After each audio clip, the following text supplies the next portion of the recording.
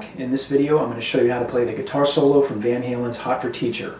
Now, unlike most Van Halen solos where you tune your guitar down 1/2 step, you're going to leave this one in standard tuning.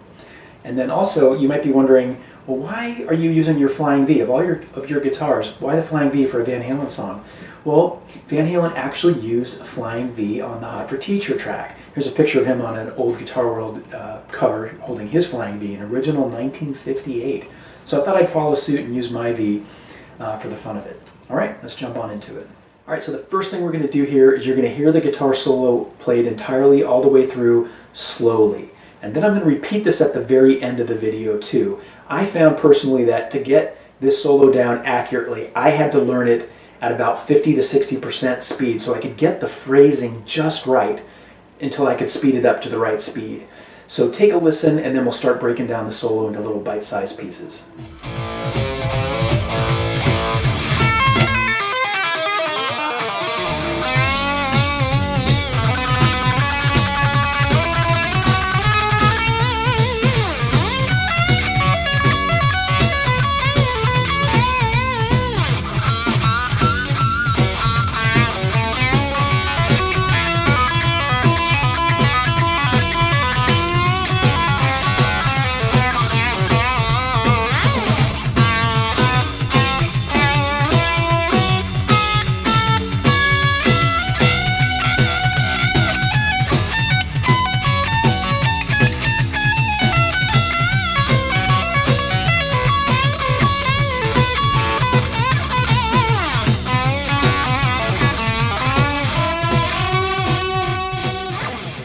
Section 1 slowly goes like this.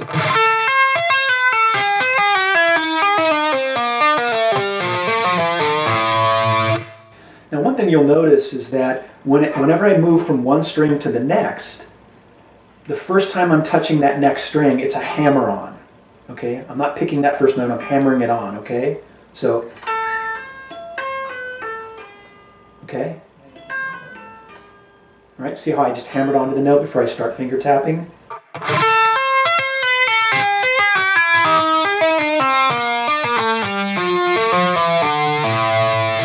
Now, if you find it too challenging to play it that way, you can skip those little first hammered on notes. All right, you can play it like this. I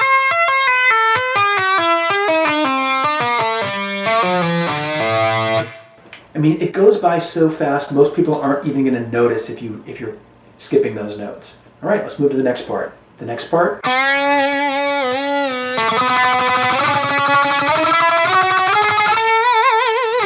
And you'll notice in the tabs, I'm taking some shortcuts here. So those little lines above each number, that's one way you can tab out tremolo picking. Tremolo picking is where you take one note and you okay?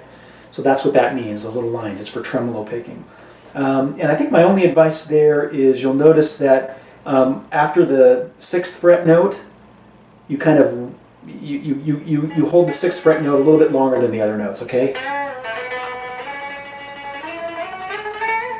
See how it took a little bit, I played the 6th fret note a little bit longer before sliding up to the 9th fret note.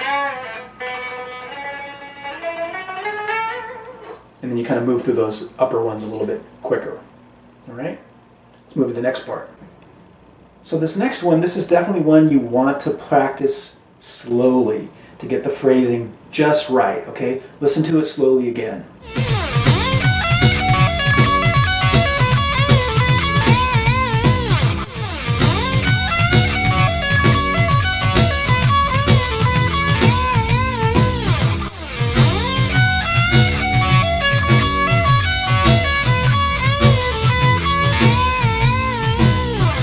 Again, with that one, you want to make sure you learn it slow so you get the phrasing just right before you try tackling it at a faster speed. And again, you'll get a chance to play along toward the end. We'll repeat the whole solo slowly together. All right, the next lick. And don't get too hung up on how I tabbed the bends. Just feel it, okay? Just play along with the original and just feel that one. Because if you don't bend it, do the bends exactly as I've tabbed it, it's probably still going to sound okay. Go with what your gut tells you in terms of the feel. That's how Eddie plays. Go with your gut. So this next part, again, this next one is another one of the challenging ones. Listen to it again slowly.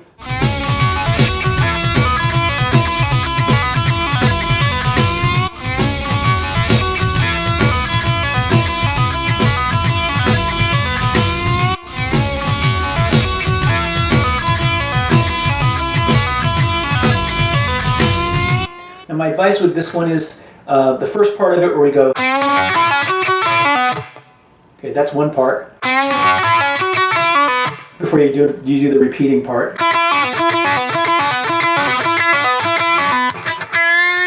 Now that repeating part, I've seen some people tab it where they play that 5th fret note on the B string 3 times like this. But I don't think that's right. I think it's 2 notes. I think sometimes because of the delay effect that Eddie has on with his Echoplex or whatever delay unit he was using at the time they recorded the 1984 album, the notes can sound like there's more notes being played than they really are because of that effect. All right, so keep that in mind. All right, now the next part, again, listen to it slowly.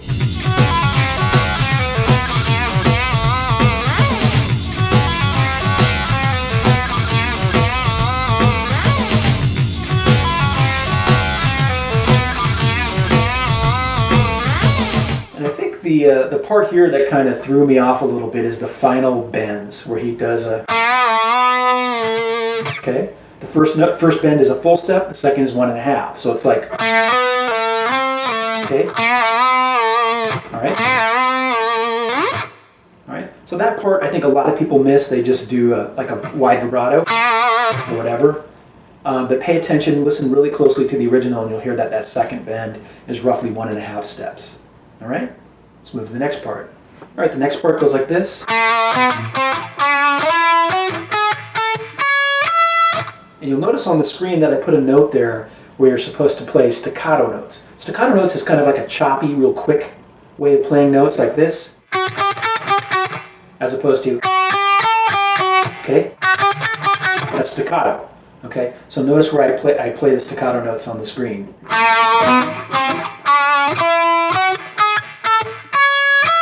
As opposed to letting them ring out. All right. Now, by the time you get that up to normal speed, you're probably not even going to notice when you're playing staccato and not, and most people won't. But I wanted to be as accurate to the original as possible. That's why I notated that. This next part's one of my favorite parts.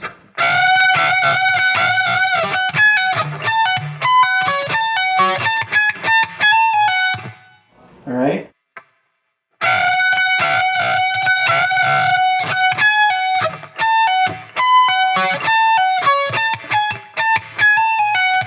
That should be pretty straightforward, pretty simple. Let's move on to the next part. Now this next part is definitely one of the most challenging parts of all the solo, and it's one that I recommend you learn slowly. So again, listen to it slowly so you can hear the phrasing.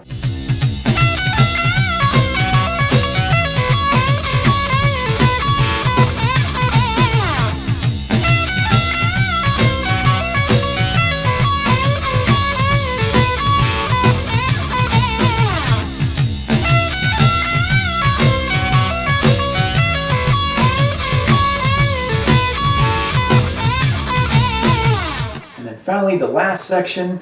All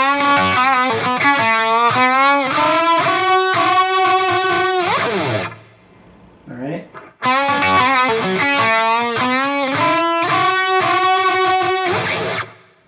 And I think the challenging part there is that 2nd fret on the B string, the second time you play that, right? When you go,